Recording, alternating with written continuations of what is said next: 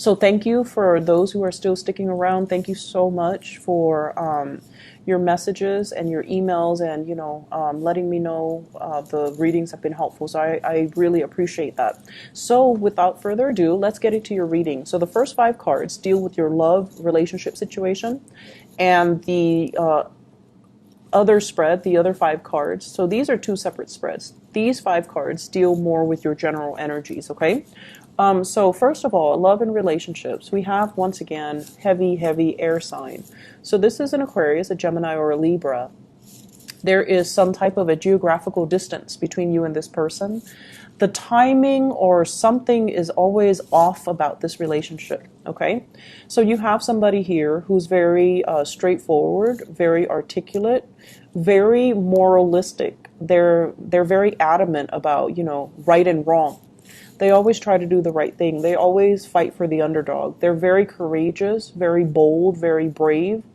And the energy is masculine to me. So even if it's a female, it's somebody that is masculine, like that has the stereotypical masculine traits, the drive, the ambition, the independence, and also they don't care what people think. They just say whatever is on their mind. So you're dealing with someone who's not like a passionate, warm, cuddly type of a person. You're dealing with someone who is of a different caliber from what you're used to.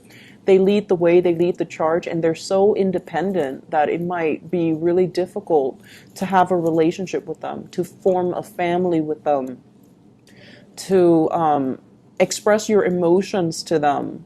However, I feel like you do respect this person a lot, okay?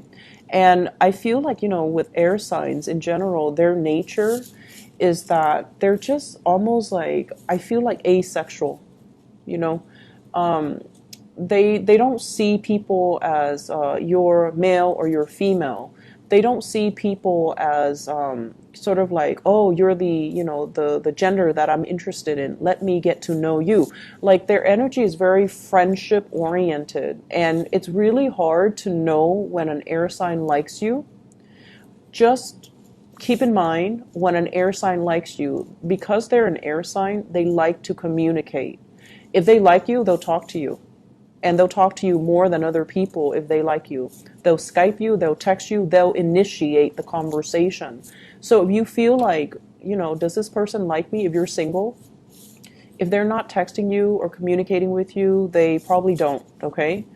If you have to initiate most of the conversation, it might be because they're polite, so they're responding. If you find yourself initiating all of the conversation, no, they don't like you. So I feel like if you're confused, and you might be because you're a different element, and you're very fixated on the object of your affection when you like somebody. So if you're confused, I hope that will help you understand where this person is coming from. This could be a sun, a moon, or a rising, Aquarius, Gemini, and Libra. I feel as if there has been some type of a truce between you and this person. You might have been friend zoned. You might have friend zoned them. And emotionally, you're just trying to move away from the romantic connection. There could still be friendships. However, I feel like for many of you, you're going back and forth with this person. Does he or she like me, or doesn't he or she like me? So you're just like confused. And with the Wheel of Fortune in the reverse, it's almost like something that the relationship might have started in a very karmic way. This is usually like a career, fated type of a situation. When it's in the reverse, you might have met on the job. You might have worked in the same place. You might have met through family members. Like in some way, it's like it could be a very beautiful start of a relationship. So I feel like there's some unfinished business constantly between you and this air sign that you're not resigning yourself to move away from. I also feel like timing. The Wheel of Fortune is a big card about timing in the reverse. It's like you're ready to settle down. You have the Empress here. And the Empress is like, I know what I want. I want the home, I want the hearth, I want the family, I want children. And the other person is not there yet. They're not the Emperor, right? So they're not there. They're not a perfect match for you just yet. you might want to settle down, and they're still trying to find their career path. They're still trying to, possibly, because they're upright, I don't want to say they're playing the field, they're dating other people, but I feel like timing wise, it's like you're not on the same page when it comes to what you want out of life. And I feel for many of you, you guys are very big daters. You've been around. You've dated many, many people. Not all of you, but majority of you. You know what's around the corner. You know what dating is like. And so you're kind of jaded when it comes to dating. I know what's out there, and I know that, all the other options out there are going to pale in comparison to this person. That's what I'm feeling. You know what's out there. You know that, yes, there are a lot of people out there, but people that gets me, people that are intelligent and trustworthy, like this air sign, you know that it's one in a million. So you know what's out there. And I feel like because of that, you're also holding on to this connection, wondering maybe one day it'll turn out to be that connection that I'm looking for. So I feel like you have a lot of things that I don't want to say you're afraid of trying new things, because you're not. But I feel like you already know, you've already been around the block, you know what's out there, and you know that it's not going to exceed your expectations, okay? So I feel like fate, there's like the hand of destiny, is forcing you to go back and fix the situation. It's forcing you to go back and have one more try with this person. And what I'm feeling as well, for those who are single and this person is not in your life, you're really, really attractive. You're very attractive. This is a card of somebody who takes care of him or herself. Nice clothes, you brush your hair, you put on makeup, you smell nice, you look good. However, it's like timing for dating is not yet right now, because the options that are available, they're okay, but they don't really make the cut. So don't give up on that, okay? Keep dating, keep moving, keep building the connections.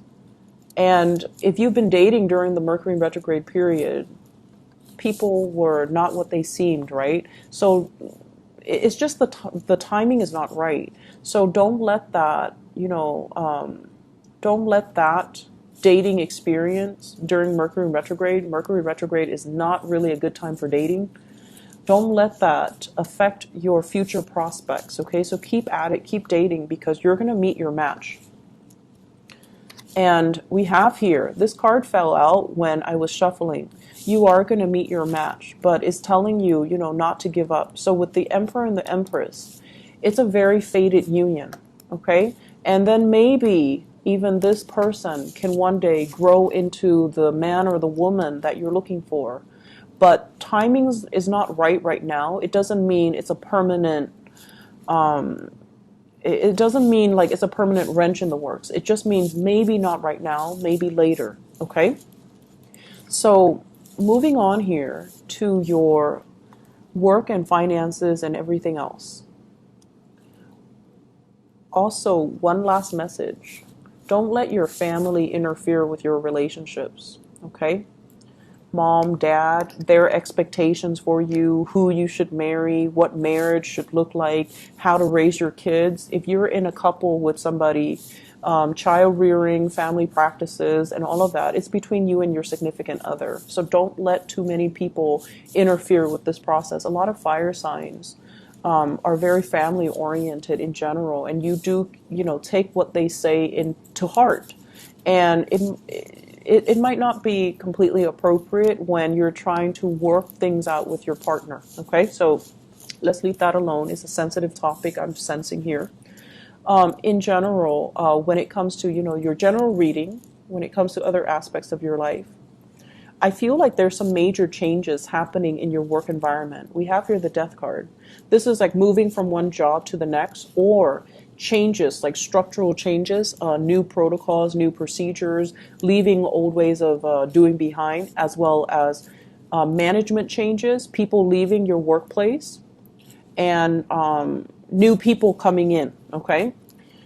With the death card, it basically brings about new energy. So if the workload has been very unfair or uneven, if there has been shady people in your work environment who are not pulling their weight, who are not really nice and friendly to begin with, I feel like that's being left behind.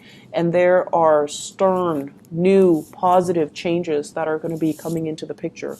New people, new leadership in particular, who's going to like whip things into shape and move everybody along and get things moving in a much faster manner. So like management or somebody's going to tell everybody, you know, work faster, be a little bit more productive, which is what you're really good at. So as a fire sign, you're going to really welcome and appreciate the change, okay?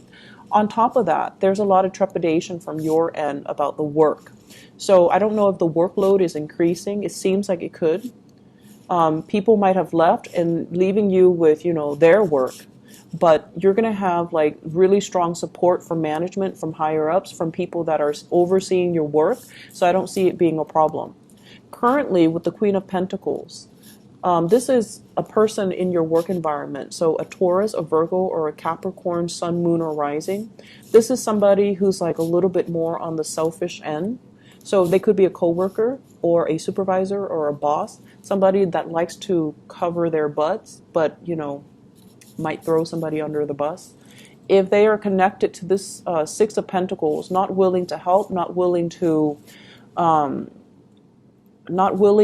like step in and do their work, or they don't take responsibilities for their work, I feel like it's going to be exposed. Okay, so you have some tough people working from the top down. They're hardworking and they're going to whip the place into shape, while you have these people that are potentially going to be leaving. So I do see a lot of changes happening in your work environment. Mercury retrograde also, that just ended on the 19th. It's a really good time for management to figure out what are people up to, who's underperforming or who's, you know, overperforming. So I feel many of you, if you have been overperforming, you're going to get the recognition and the accolades that are coming to you. And then on the other hand, for those who have been underperforming, performance evaluation, I feel that's coming in, and these people are going to be given their due justice, okay? So I hope the reading has been helpful. I hope that, you know, it's still relevant to what you're dealing with right now. I wish you all the best, Aries. Take care of yourself. Bye-bye.